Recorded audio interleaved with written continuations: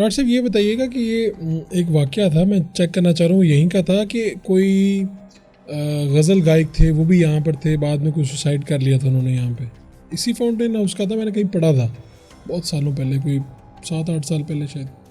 नहीं, मेरे ख्याल से मैं तो 20-21 साल से हूँ, किसी गज़ल गायक ने ऐसा नहीं था। नूरजहाँ जो हमारी बहुत बड़ी सिंगर थी, उनके भाई यहाँ पे एडमिट रहे। भाई रहे, फिर वो ठीक होके गए यहाँ से, वो वहाँ से ठीक हो गए। इसी तरह मैं ख्याल वो जो ये शोबिज़ का बहुत बड़ा ख़ानदान है, कैफ़ी ख़ानदान, उनका वो मैं कैफ़ी का तो बेटा हमारे पास आज भी ठीक हो चुके हैं। वो तो बेहतर है।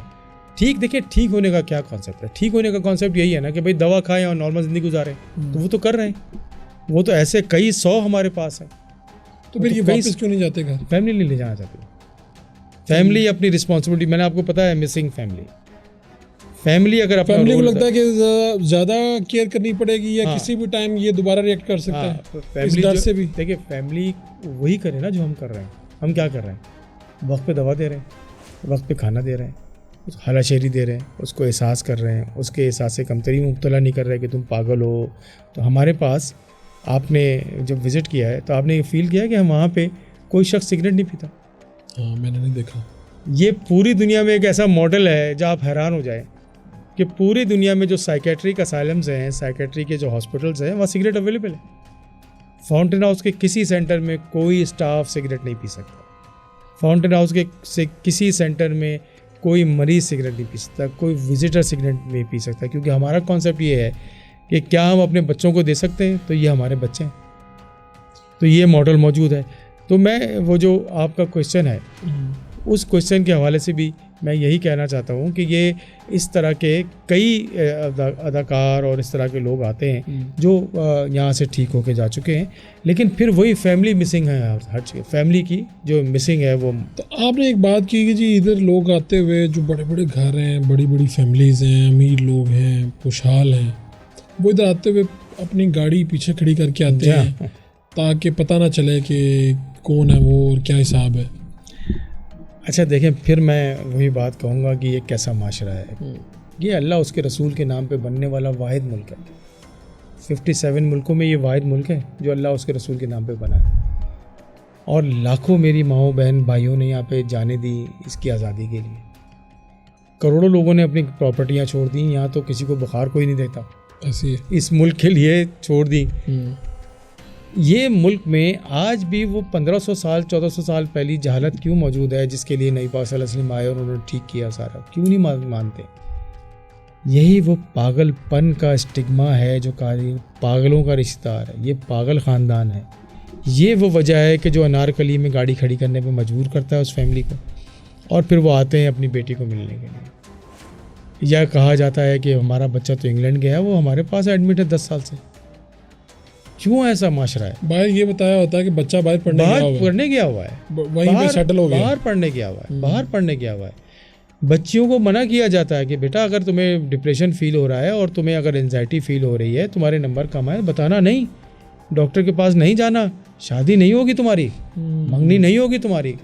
और अगर खुदा ना खास्ता शादी के बाद किसी को एंजाइटी या डिप्रेशन हो जाए तो उस बच्ची पे इल्ज़ाम लगा देती हैं वही औरतें जो बड़ा उसको सर पे बिठा के लेके आती हैं कि यह पागल हमें दे दी।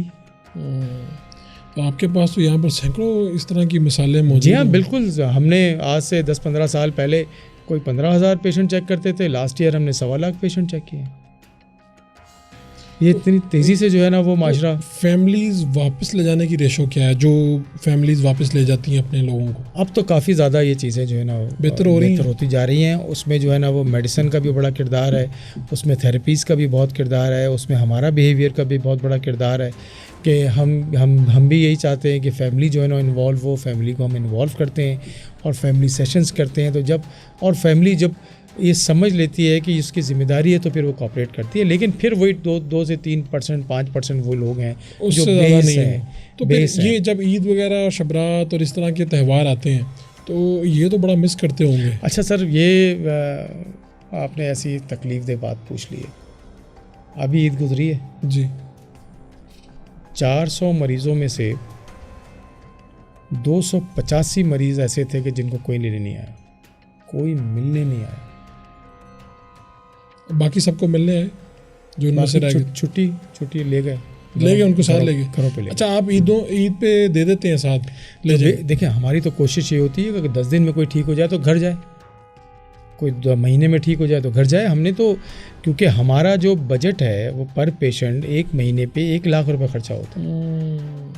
तो रेयर केसेस में कोई हमें कोई 10,000 15,000 दे देता है, जो जिसको हम ये बार बार बताते हैं कि भाई ज़कात है, सदका है, नहीं देना चाहते। गाड़ियों में भी आते हैं, नहीं देना चाहते। अच्छा, नहीं देना चाहते, वो अपना बर्डन उतार के सर चले गए, नहीं देना चाहते, पैसे भी नहीं देते, ना देना चाहते। फीस तो अगर 1 लाख कोई दे दे तो मैं अपना नाम बदल दूँ इमरान मुर्तज़ा की जगह पे, कोई 1 लाख दे दे तो कोई देना चाहता।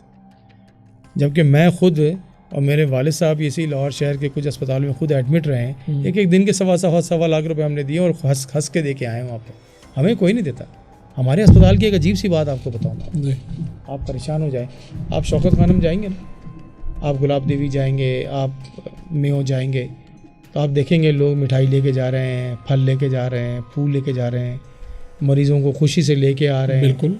हमारे पास कोई फल मिठाई नहीं आती, हमारे पास कोई फूल लेके नहीं आता। हमें तो शादी में अगर कोई मिल जाए ना हमारा जानने वाला पेशेंट, तो वो हमें इग्नोर कर देता है कि पहचान ना लें, कहीं डॉक्टर साहब पहचान लेंगे मुझे तो कोई पता चल जाएगा कि अब मैंने इलाज कराया था। ये है वो माशरा। आप देखिए,